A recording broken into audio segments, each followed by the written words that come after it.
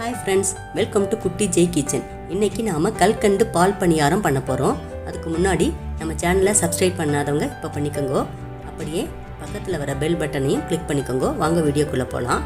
இதுக்கு நான் கல்கண்டு பவுட்ரு பண்ணி வச்சுட்டுருக்கேன். ஒரு கப்பு ரவை 2 ஸ்பூன் வறுத்து வச்சுட்டுருக்கேன். முந்திரி வறுத்து வச்சுட்டுருக்கேன். ஏலக்காய் பவுடர் கொஞ்சம், தேங்காய் ஒரு மூடி துருவி வச்சுட்டுருக்கேன். ஒரு கப் இட்லி மாவு, இப்போ அரைச்ச உடனே எடுத்துட்டுருக்கேன். மாவு புளிக்கெல்லாம் வைக்கல. கஸ்டர்ட் பவுடர் கொஞ்சம் எடுத்து வச்சுட்டுருக்கேன். இப்போ நாம் பவுலில் இட்லி மாவை ஊற்றிக்கிறோம். ஊற்றின்ட்டு அதோட தேங்காய் போட்டுக்க போகிறோம்.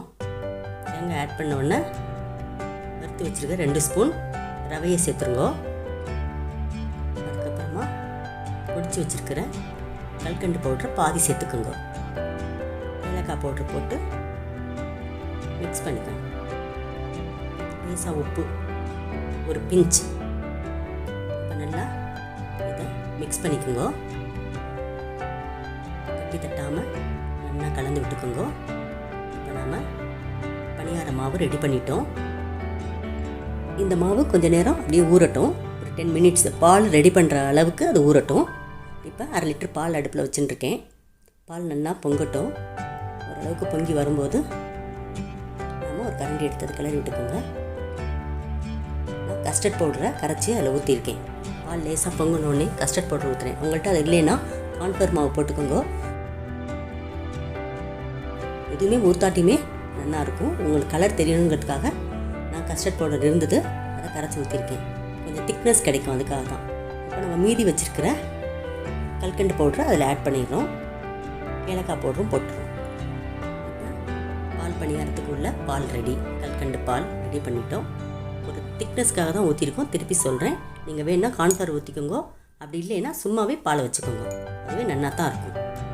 இப்போ நாம் பேட்டர் ரெடி பண்ணியிருக்கோம்ல, நெய் ஊற்றிக்க போகிறோம். சட்டியில் எல்லாத்துலேயும் இந்த மாவை கரண்டில் எடுத்து ஊற்றிடுங்க. நல்லா மாவு ஒரு சைடு நல்லா லோ ஃப்ளேமில் வச்சுக்கோங்க. பொரிச்சு வச்சுருக்கிற முந்திரியை இந்த மாதிரி நல்லா ஃபிட் பண்ணுங்க. நல்லா வேகட்டும். லோ ஃப்ளேம்லேயே வச்சு வேக விடுங்க. நம்ம திருப்பி போட்டுருவோம். கோல்டன் ப்ரௌன் கலரில் வெந்துருத்தோம். எல்லாத்தையும் அதே மாதிரி செஞ்சுருங்க. ஈஸியாக ரெடி ஆகிடுது நமக்கு. இப்போ நாம் இதை திருப்பி போட்டு பார்த்துட்டு